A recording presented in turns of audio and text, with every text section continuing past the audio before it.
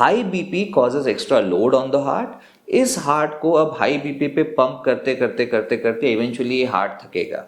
वैसे अगर किसी इंसान का हार्ट 80, 90, 100 साल चलने वाला था, अगर हाई बीपी बना रहेगा तो 20-30 साल में ही फेल हो जाएगा, या बहुत ही तेजी से बढ़ा, जिसको कि हम एक्सेलरेटेड हाइपरटेंशन कहते हैं। So suddenly rise of BP, my heart will not be able to adjust and that will cause the heart to fail.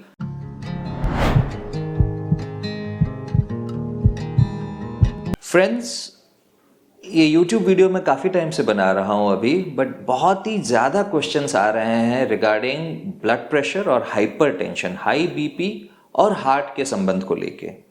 इतने ज़्यादा क्वेश्चंस हैं कि मुझे लगा इसके लिए एक अलग वीडियो बनता है, and that's why we are making it today. So if you want to know more about high BP and its effect on the heart and chances of it causing the heart attack, please go ahead and see this video. मैं doctor Mahesh Wadhwani, I am head of the department for cardiothoracic and muscular surgery at Paras hospital. साथ ही साथ में I have a site called as www.cardiacsecondopinion.com।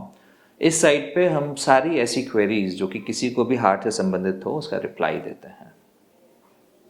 So heart attack is a event. वो जो घटना होती है उसके पहले की भी स्टोरी होती है, उसके बाद की भी स्टोरी होती है। सो फोकस हम लोगों का एक एज अ सोसाइटी, हम हार्ट अटैक पे तो बहुत ध्यान देते हैं, but there are so many different causes जिसपे कि अगर उन कॉजेस को शुरू से ही अच्छे से संभाल लें तो कभी हार्ट अटैक की नौबत ही नहीं आए, ऐसा भी हो सकता है। वैसा ही एक कैरेक्टर और विलन है इस स्टोरी में, is the blood pressure. High BP is one of the common causes for eventually precipitating an attack, as well as making the blood vessels more stiff and causing a long-term impact on the heart, which can lead to a heart attack in future. So दोनों तरीके से, एक तो cause directly कि उस समय पे attack जो हुआ हाई बीपी के चलते ही अटैक हो गया, पर इसका सबसे बड़ा जो रोल है जो हम कॉमन फील्ड में देखते हैं कि as a cardiologist, as a heart specialist, when I see, कई सारे पेशेंट्स ऐसे होते हैं जिनको कि हाई बीपी के कारण से सांस फूलना शुरू हुआ, हार्ट फेल होना शुरू हुआ।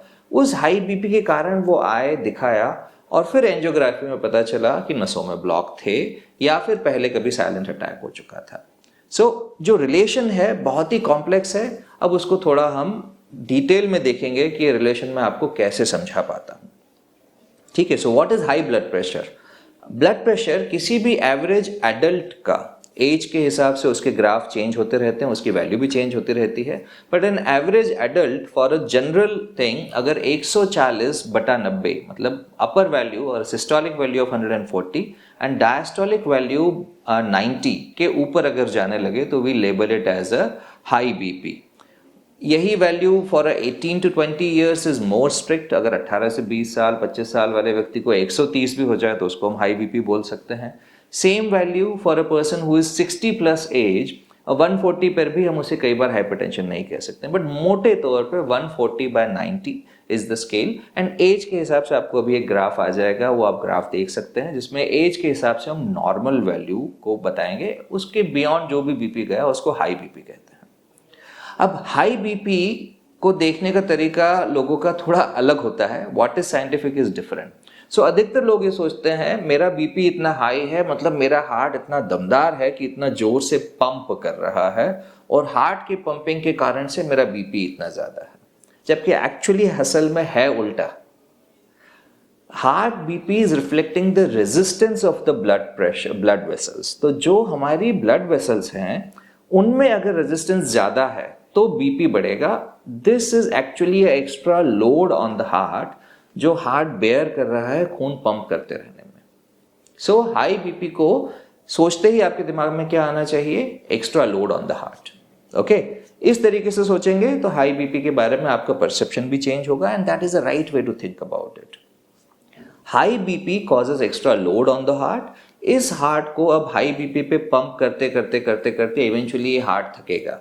वैसे अगर किसी इंसान का हार्ट 80, 90, 100 साल चलने वाला था, अगर हाई बीपी बना रहेगा तो 20-30 साल में ही फेल हो जाएगा, या बहुत ही तेजी से बढ़ा, जिसको कि हम एक्सेलरेटेड हाइपरटेंशन कहते हैं। बहुत ही तेजी से यदि बीपी बढ़ा तो अभी अभी जैसे मैं बैठा हूँ इस समय मेरा बीपी एवरेज 120 130 का है, टचवुड मुझे अभी तक खुद बीपी की प्रॉब्लम नहीं आई है because I practice what I preach, but at the same time suppose मेरा बीपी इस समय 220 पे पहुंच गया, so suddenly rise of BP my heart will not be able to adjust and that will cause the heart to fail. Heart fail हुआ मतलब क्या?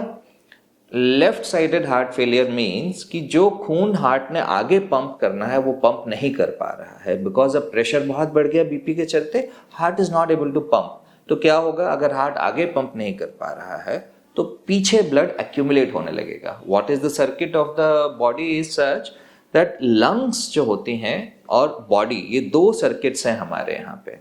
अगर हार्ट फेल लेफ्ट साइड का हो रहा है तो खून आगे बॉडी में नहीं जा पा रहा है और फेफड़े में इकट्ठा हो रहा है। When the blood starts getting accumulated in the lungs, सांस फूलती है। वो सांस इसीलिए फूलती है क्योंकि हार्ट आगे पंप नहीं कर पा रहा है तो पीछे बैकलॉग हो रहा है और फेफड़े में पानी भर रहा है। So sudden high BP can fail even a normal heart in a sudden acute way. Medical terminology में उसे acute बोलते हैं।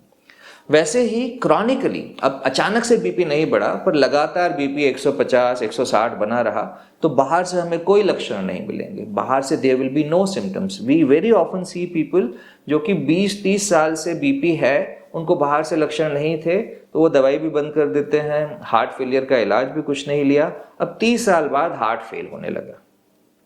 ऐसे समय में जब हार्ट फेल होता है तो उस हार्ट को हम थोड़ा समय तक तो अच्छे से दवाइयों से चला सकते हैं but eventually a failing heart will keep worsening, so वो एक नेगेटिव लूप में चला जाता है। Keeping the BP in the normal range is most important, दवाई नहीं छोड़ना इज मोस्ट इंपॉर्टेंट। अब बीपी और नमक का बहुत गहरा संबंध है and that's where I have to tell more importantly to everybody कि जब बीपी आपका बढ़ रहा है उसमें सबसे बड़ा कॉन्ट्रीब्यूशन होता है सॉल्ट का। In fact, World Health Organization recommends that we should consume on an average 3 grams of salt per day. On an average, एक Indian diet में, whether be it North Indian diet or a South Indian diet, दोनों में salt का जो consumption है on an average 20 से 30 ग्राम है, मतलब 10 गुने से भी ज़्यादा है कई केसेस में। पर्टिकुलरली ऐसे लोग जो अचार पापड़ नमकीन बाजार के खाते हैं, it can go up to 40-50 grams per day also. So ये जो एक्स्ट्रा सॉल्ट आता है हमारी बॉडी में, this recruits extra fluid, it causes high BP and सबसे बड़ा जो इम्पैक्ट है बीपी पर सॉल्ट से ही आता है। If we practise low salt diet और practically no salt diet, that's what I recommend to everybody कि बिल्कुल ना के बराबर सॉल्ट हो, ऐसी डाइट खाएंगे तो कई सारी चीज़ों से बच जाएंगे, पर्टिकुलरली जो इंडियंस को होती है। अब हम लोग इंडियंस समोसा कचौरी नमकीन के इतने आदी हो चुके हैं कि सॉल्ट खटा पाना बहुत मुश्किल होता जा रहा है हमारे लिए and that is the Ben of modern science कि गुड़गांव जैसे शहर में जहाँ मैं रह रहा हूँ, जहाँ मैं प्रैक्टिस कर रहा हूँ, 40 ईयर्स से ऊपर आप लोगों को देखेंगे। So I am privy to information which people don't get it. लगभग 25 से 30% लोगों को 40 उम्र की उम्र से ही बीपी हाई है। 30 साल की उम्र से कम के भी हाई बीपी वाले मरीज बहुत सारे आते हैं हमारे पास में एंड अगर मैं 50 साल से ऊपर पूछूं लोगों को तो more than 50% people after the age of 50 have high BP problem. All these are lifestyle related and eventually this high BP is someday going to cause a heart attack or is going to cause even worse disease than a heart attack, क्योंकि high BP is not just a heart problem. High BP is a problem for the whole body. Heart as a pump fails because of the high BP क्योंकि उसको load ज़्यादा आ रहा है, but जो organs हैं उन organs में भी उस हाई बीपी पे बहुत फर्क पड़ता है। लाइक ब्रेन डिमेंशिया या जो ब्रेन की कमी है या ब्रेन के अंदर ब्लीडिंग होके पैरालिसिस आना और बाकी प्रॉब्लम्स आना, वो भी हाई बीपी के कारण काफ़ी ज़्यादा होता है।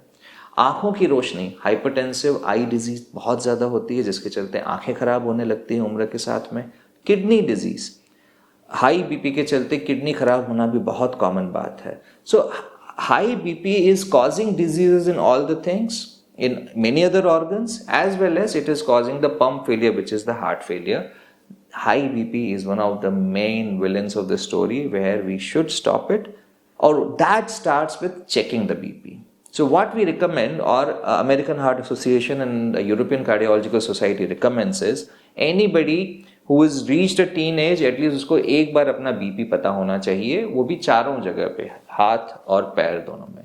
क्योंकि कई सारी कंजेनाइटल डिजीज होती हैं जिनमें कि लेफ्ट हार्ट का बीपी बढ़ा होता है या राइट हाथ का बीपी बढ़ा होता है। ऐसी जगह पे आपको कम से कम बीपी पता होना चाहिए। और बीपी का जो वैल्यू है अपर लिम्ब और लोअर लिम्ब में 20 से ज़्यादा का फर्क नहीं आना चाहिए in the systolic value. It should be less than systolic. So measuring BP is the first step in controlling BP, because जब तक आपने measure नहीं किया आपको पता ही नहीं होता। Very often we get 50-60-year-old person coming to us for the first time with the heart failure और आज तक BP check नहीं किया। That's not the way. So इस वीडियो से और कुछ सीखे नहीं सीखे, पहली चीज जो आपको सीखना है कि बीपी चेक जरूर करें, और जो चार्ट के हिसाब से आपका एज अप्रोप्रिएट बीपी है वो देख के, अगर बीपी हाई है तो सबसे पहले तो नमक कम कीजिए। नमक कम कर पाए तो आधी विन तो आपकी हो गई, आधी विक्ट्री तो आपकी हो गई। और ऐसे लोग जिनको कि हाई बीपी है, लंबे समय से है, समय समय पर उसका बीपी देखते रहना जरूरी है। For average person with high BP we recommend हर 2-3 हफ्ते में एक बार बीपी देख लेना चाहिए। And for a normal person जिसको बीपी की प्रॉब्लम नहीं है, साल में एक बार बीपी जरूर देख लेना चाहिए। So monitoring begins the journey for knowing this.